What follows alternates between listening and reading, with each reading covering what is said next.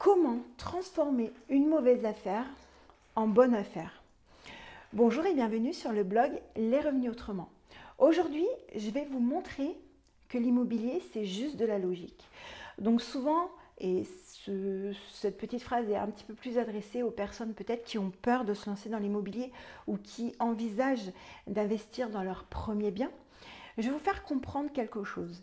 En fait, il y a deux moyens de gagner de l'argent en immobilier. La première, et vous le savez, vous vous en doutez, c'est l'achat. Il faut vraiment bien acheter et d'autres grands blogueurs et grands investisseurs vous le diront mieux que moi. Mais il y a également une autre manière de bien investir dans l'immobilier. En fait, c'est votre manière de l'exploiter. Ce sera votre manière d'exploiter votre bien qui fera que dans un cas, vous allez gagner de l'argent et dans d'autres cas, vous allez en perdre. Et du coup, je vais vous prendre un exemple très simple pour que vous compreniez bien que fondamentalement, les éléments sont les mêmes, mais c'est votre manière de faire qui va faire en sorte que vous allez gagner de l'argent ou non. Mais avec un exemple, ce sera un petit peu plus facile. Du coup, on va prendre par exemple, j'aime bien prendre cet exemple pour que vous compreniez vraiment.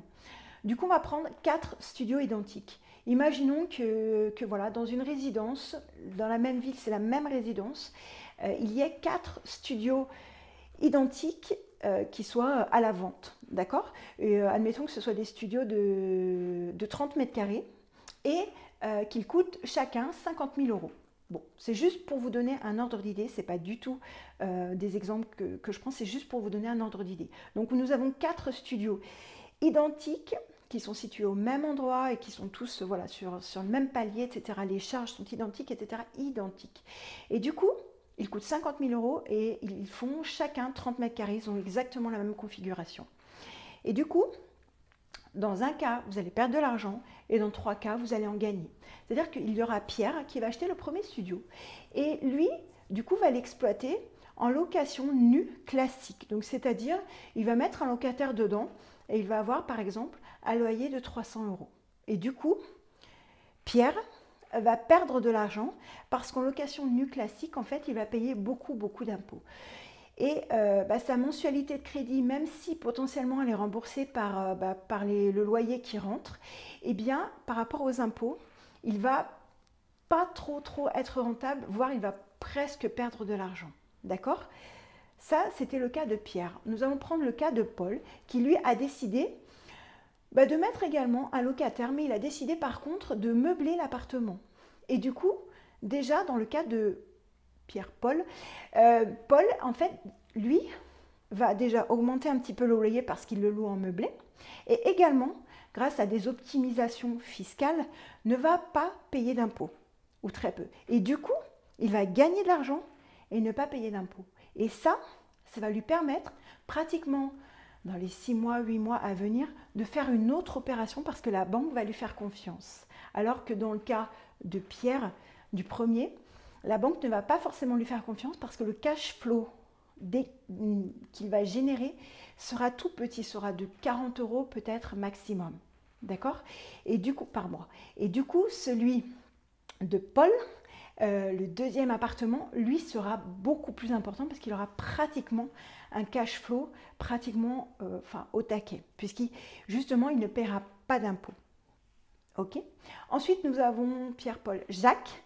Nous avons Jacques qui achète le 3e studio et lui a décidé en fait d'optimiser ce bien et a décidé de mettre une cloison, de mettre une porte et de créer de la valeur au bien. Donc, c'est-à-dire que s'il le revend, du coup, ce ne sera plus un studio, ce sera un T1. Donc, ce ne sera pas du tout la même chose, d'accord ? Parce qu'il aura créé potentiellement une chambre.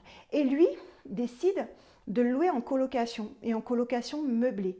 Donc, le premier, Pierre, avait par exemple un loyer qui rentrait à 300 euros. Le deuxième, Paul, avait par exemple un loyer de 400 euros puisqu'il le loue en meublé. Et Pierre-Paul, Jacques. Et Jacques, sur le 3e studio, a décidé de couper, de créer une chambre et a décidé de le louer à 2 personnes en colocation. Et lui, au lieu de rentrer et 300 et 400, il va rentrer par exemple 500 euros, 2 fois 250. Et en plus, il va bénéficier de la même imposition que Pierre-Paul, que celui du 2e studio, qui a acheté le 2e studio. J'espère que vous me comprenez bien. Donc sur ces 500 €, il ne va pratiquement pas payer d'impôts et il pourra recommencer. Ça, c'était le 3e studio. Et nous avons Martine qui a décidé d'acheter le 4e studio. Et elle a décidé de l'exploiter en location saisonnière. Et grâce à des abattements très très spécifiques de la location saisonnière, elle ne paiera pratiquement pas d'impôts et aura un cash flow très important. Par contre, ce sera assez énergivore, sauf si elle délègue tout, mais du coup, elle aura une rentabilité un petit peu moins élevée. Et dans ce cas-là, également, Martine va gagner beaucoup d'argent. Donc, on était à 300 sur le premier, 400 sur le deuxième, 500 sur le troisième, sans trop s'en occuper. Et par exemple, potentiellement, Martine, elle, va peut-être dégager 700 €. Par contre, ce sera assez énergivore. Voilà. Mais fondamentalement, les studios étaient identiques. Ils faisaient tous 30 mètres carrés. Le montant des charges était pour tous le même. Et également, il coûtait au prix d'achat 50 000 €. Mais c'est juste la manière que vous avez d'exploiter ce bien-là qui va faire que dans un cas, vous allez perdre de l'argent, pratiquement, ou ça ne va pratiquement... Enfin, vous n'allez presque rien dégager et c'est ce que fait, vous avez vu, Pierre, mon premier studio, c'est ce que font pratiquement 97% des gens qui investissent dans l'immobilier, ont la particularité de Pierre. Ils investissent, ils achètent quelque chose et ils mettent quelqu'un dedans, mais ils n'optimisent pas fiscalement et ils n'utilisent pas les bons leviers. Et dans les 3 autres cas, vous allez gagner l'argent et pouvoir recommencer parce que la banque vous fera confiance. Du coup, c'est simplement, fondamentalement, la manière que vous avez d'exploiter un bien qui va faire que vous allez gagner l'argent ou non. Voilà, j'espère que vous avez bien compris ce que je voulais vous partager. Alors, les exemples sont plus ou moins réels, mais je voulais vraiment que vous compreniez la démarche et que dans les faits, les choses sont les mêmes, c'est juste votre manière d'exploiter qui font qu'il y aura une différence, qui fait qu'il y aura une différence. Voilà, donc si vous avez aimé cette vidéo, n'hésitez pas à mettre un pouce j'aime. J'adore les pouces j'aime. N'hésitez pas non plus à la commenter. J'adore aussi les commentaires. Et n'hésitez pas non plus, bien sûr, à vous abonner sur la chaîne YouTube parce qu'il y en aura encore beaucoup plus de ce genre. Et également, la partager si vous pensez qu'elle pourrait être utile à quelqu'un peut-être qui a un peu de mal à franchir le pas ou à quelqu'un peut-être qui ne comprend pas votre démarche d'investissement, d'indépendance financière. Montrez-la, je ne sais pas moi, à vos parents qui vont comprendre peut-être potentiellement cette démarche. Et moi, je vous dis à très très vite pour la prochaine vidéo. Bye!